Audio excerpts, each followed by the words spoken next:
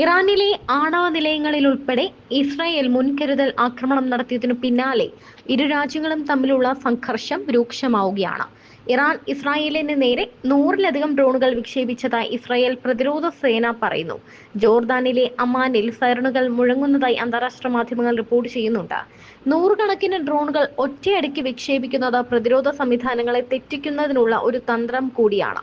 ഡ്രോണുകൾ സാധാരണ മിസൈലുകളെക്കാൾ താഴ്ന്നു പറക്കാനുള്ള ശേഷിയുള്ളവയാണ്. ചെറിയ റഡാർ സിഗ്നേച്ചറുകൾ ഉള്ള ഇവയെ കണ്ടെത്താനും നശിപ്പിക്കാനും ബുദ്ധിമുട്ടാണ്. ഇസ്രായേലിലെ നഗരങ്ങളെ ലക്ഷ്യമിട്ട് ഇറാൻ ഷഹീദ് സീരീസ് ഡ്രോണുകൾ ഉപയോഗിക്കുന്നതായി റിപ്പോർട്ടുകളുണ്ട്. ദീർഘദൂരം സഞ്ചരിക്കാൻ കഴിവുള്ളതും കാമിക്കാസെ ഡ്രോണുകളായ ലക്ഷ്യത്തിൽ സ്വയം ഇടിച്ച് പൊട്ടിത്തെറിക്കുന്ന അങ്ങനെയുള്ള കാമിക്കാസെ ഡ്രോണുകളുമായി പ്രവർത്തിക്കുന്നതുമാണ് എന്നതാണ് ഷഹീദ് സീരീസ് ഡ്രോണുകളുടെ പ്രത്യേകത. ഇറാന്റെ ചില ഡ്രോണുകൾ വ്യാപക നാശം വിതയ്ക്കാൻ ശേഷിയുള്ളവയാണെന്ന് ഇറാൻ തന്നെ പലപ്പോഴും വീരവാദം മുഴക്കിയിട്ടുണ്ട്. എന്നാൽ ഈ ഡ്രോൺ മഴയെ അയൺ ഡോം ഉപയോഗിച്ച് തടഞ്ഞ് കനത്ത പ്രതിരോധം തീർത്തിരിക്കുകയാണ് ഇസ്രായേൽ. അതേസമയം ഇറാനെതിരെ മുൻകരുതൽ ആക്രമണം ആരംഭിച്ചതിനെ തുടർന്ന് ഇസ്രായേൽ അടിയന്തരാവസ്ഥ പ്രഖ്യാപിച്ചിട്ടുണ്ട്. ടെഹ്റാനിൽ നിന്നുള്ള തിരിച്ചടി പ്രതിരോധിക്കുവാനുള്ള നീക്കമാണിത് എന്നാണ് കരുതുന്നത്. ഇറാനെതിരെ ഇസ്രായേൽ നടത്തിയ മുൻകരുതൽ ആക്രമണത്തിന് ശേഷം സമീപ ഭാവിയിൽ തന്നെ ഇസ്രായേൽ രാജ്യത്തിനും അവിടുത്തെ സാധാരണക്കാർക്കും നേരെ ഒരു മിസൈൽ ഡ്രോൺ ആക്രമണം പ്രതീക്ഷിക്കുന്നു. അതിനാൽ സിവിൽ ഡിഫൻസ് നിയമപ്രകാരമുള്ള തന്റെ അധികാരത്തിന് അനുസൃതമായി രാജ്യത്തുടനീളം പ്രത്യേക ആഭ്യന്തര അടിയന്തരാവസ്ഥ ഏർപ്പെടുത്തുന്നതിനുള്ള ഉത്തരവിൽ പ്രതിരോധ മന്ത്രി ഇസ്രായേൽ കാറ്റ്സ് ഒപ്പുവച്ചു.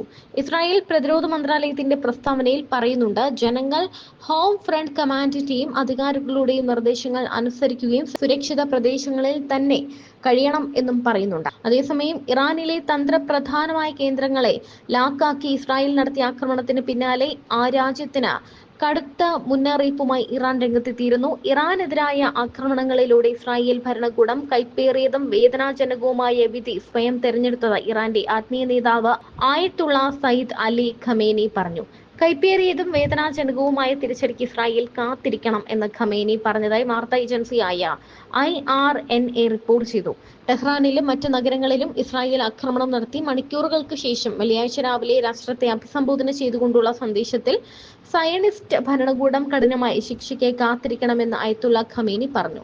സയനിസ്റ്റ് ഭരണകൂടം അതിന്റെ ദുഷ്ടവും രക്തപങ്കിലവുമായ കൈകൊണ്ട് നമ്മുടെ പ്രിയപ്പെട്ട രാജ്യത്ത് ഒരു കുറ്റകൃത്യം നടത്തി. ജനവാസ കേന്ദ്രങ്ങളിൽ ആക്രമണം നടത്തി അതിന്റെ ദുഷ്ട സ്വഭാവം കൂടുതൽ വെളിപ്പെടുത്തി. ഭരണകൂടം കഠിനമായ പ്രതികരണത്തിനായി കാത്തിരിക്കണം. ശത്രു ആക്രമണങ്ങളിൽ നിരവധി കമാൻഡർമാരും ശാസ്ത്രജ്ഞരും രക്തസാക്ഷികളായി. അവരുടെ പിൻഗാമികളും സഹപ്രവർത്തകരും ദൈവം അനുവദിച്ചാൽ ഉടൻ തന്നെ അവരുടെ കർത്തവ്യങ്ങൾ പുനരാരംഭിക്കും.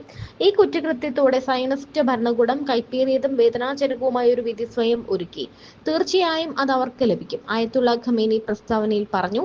ഇസ്ലാമിക് റിപ്പബ്ലിക് സായുധ സേനയുടെ ശക്തമായ കൈ ഇസ്രായേലിനെ കൈവിടില്ലെന്ന് അദ്ദേഹം പ്രത്യാശ പ്രകടിപ്പിച്ചു.